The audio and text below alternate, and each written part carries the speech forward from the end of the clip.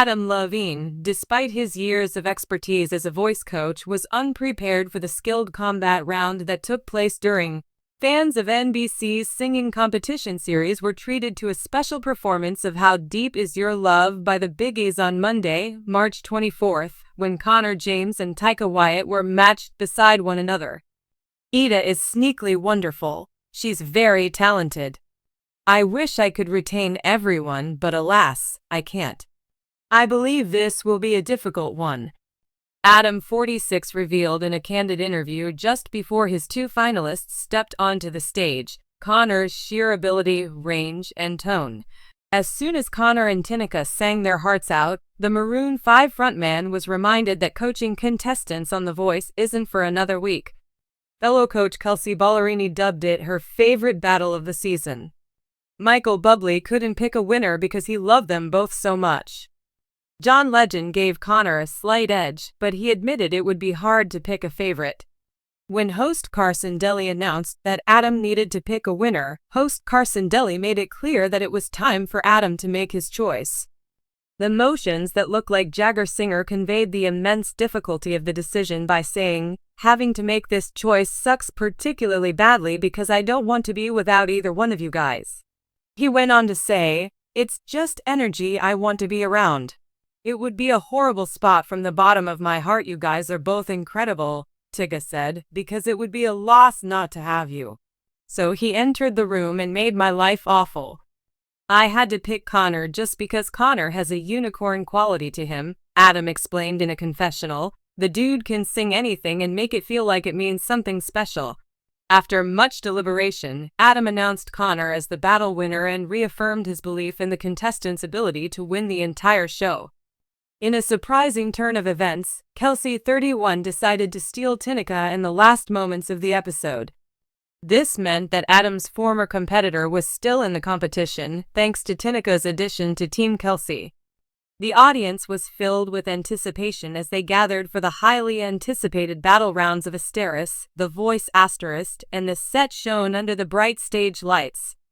There was an intimate tension that not even the cameras could capture tonight when the seats of the celebrity coaches turned away from the performance area.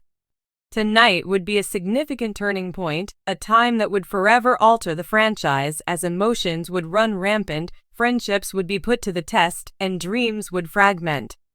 Especially terrifying the irresistible Maroon Adam Levine 5 lead singers whose self-assurance was legendary, but whose fragility lay just under the surface.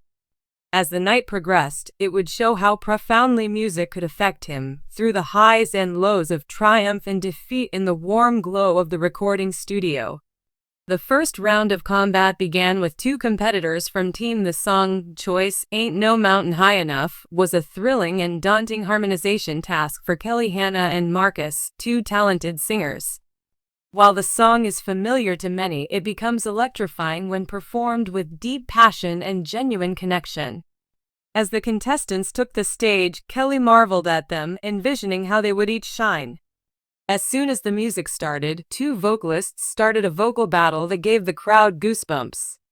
In that brief moment, any animosity seemed to fade away as the interplay between Hannah's shimmering high notes and Marcus's deep, rich tones reverberated throughout the arena like a nuanced, emotionally charged ballad. The coaches and spectators alike felt a profound connection as a result. There was a moment of intense quiet as the performance came to a close, and then the audience erupted in thunderous applause. Kelly rose to her feet to congratulate her team, but she quickly fell silent, divided between her two exceptional performers.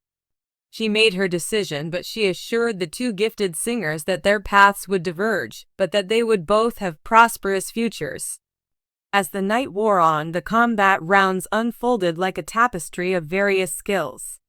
It was a daring decision that would test the vocal abilities of both artists. Curtis, a modern musician known for expanding the boundaries of pop and R&B, and Jewel, a classic singer with deep country roots, because they were going to tackle a remix that combined modern pop with country. As soon as the music began, the two artists left the crowd on the edge of their seats with their energetic performance. Curtis and Julia made a one-of-a-kind duet with their smooth, delicate vocal passages and Julian's twiny tone. As Adam observed intently, a smile spread over his face, yet a growing sense of unease crept over him. How could this be possible? Could he choose between Jules' enticing purity as a singer and Curtis's current vibe? The flair adding further uncertainty to his choice. The atmosphere became increasingly charged as the artistic celebration turned into a battleground where aspirations and anxieties clashed. Adam discovered that the pressure was increasing with each performance, which he had previously seen as an occupational risk. He had always taken pride in his ability to make quick decisions, but the extraordinary depth of talent in front of him, with singers whose careers depended on every note they sang, made the night more and more of a roller coaster of joy and sorrow. Adam's chair swiveled back and forth, his frustration growing as he realized he couldn't save everyone. His team had fought hard, but the reality was harsh. The audience was about to witness one of his most heartbreaking decisions. Then came the final battle, a clash between Soraya, an unapologetic rock singer full of individuality, and Lucas, a heartfelt ballader known for his ability to draw the audience into his stories. They had chosen sides, and now a song laden with emotional complexity arose. As the opening notes trickled into the air, something felt different compared to when they had begun. It was clear that both artists had fully embraced their personas. As they sang, Soraya let her powerful voice rip against the rocks like waves, while Lucas delicately handled the song's quiet undertones, enchanting the audience and moving some to tears. As Adam gaped in astonishment, he came to understand that what he was seeing was the pinnacle of artistic achievement. The two singers had stripped themselves naked, singing about their hopes, goals, and the lessons life had taught them.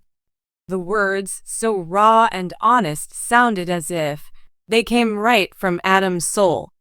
He was consumed by a strong want to shield Soraya's daring spirit from harm, but he was also enchanted by Lucas's sincere tale. He was forced to make a choice, and the burden was heavy.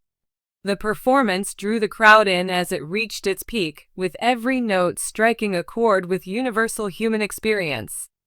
The applause was so loud when the show came to a close, and the two singers hugged, both gasping for air and visibly emotional. With a sad heart, Adam declared his choice and stood to give the bad news. As he embraced the selected one, a whirlwind of conflicting feelings washed over him. While he watched in anguish, the other candidate broke down in tears and said, "Why did you have to choose?" As the cameras focused on Adam's face, it became evident that tonight was a watershed moment for him.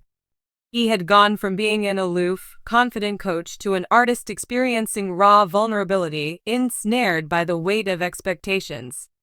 He whispered under his breath, the 5 words a lamentation. Later that night, in an intimate encounter caught off camera in the darkened room, Adam sat contemplatively in his chair, his bandmates able to make out the wrinkle in his forehead as he perused social media responses expressing appreciation, support, and sadness. "What's going on?" the guy said of his companion coach. Adam ran his fingers through his hair as he let out a big breath. "It's just this job, you know. It's not just a competition for them. It's their lives. And I have to break someone's heart every week," Blake said, his anxiety clear in his voice. Blake gave a low laugh and said, "Welcome to the club. The beauty of coaching is that you're more than just a coach. You're a guide on their journey." Trusting the process is essential, but Adam couldn't escape the feeling that fate had opened its doors tonight, and he would feel the weight of his decisions pressing down on him as the cameras recorded his last moments. As the credits rolled on what had become an unforgettable night, Adam's perspective started to shift. Surrounded by singers whose talents had blossomed like spring blossoms, his life's emergency had transformed into a renewed commitment to uplift them, to be a mentor who inspired and encouraged rather than just a judge. Despite all the heartache and stress, Adam Levine was blessed with the sacred gift of witnessing artistic creations. It was a beautiful jumble of human experience where dreams clashed, were shown, faded, and always resonated deeply. His experience would continue to haunt him long after the season ended, playing a bittersweet melody that reminded him that it was worth it. What really mattered were the connections made, the tales shared via music, and the unwavering spirit that would serve as an inspiration to many others. Every spectator is reminded that music can heal hurts and bring us together as the camera zooms out, capturing the brilliance of the occasion. An appropriate homage to the night when Adam Levine's innermost thoughts and feelings were exposed, a moment that transformed his harrowing existence into something profoundly beautiful and lyrical.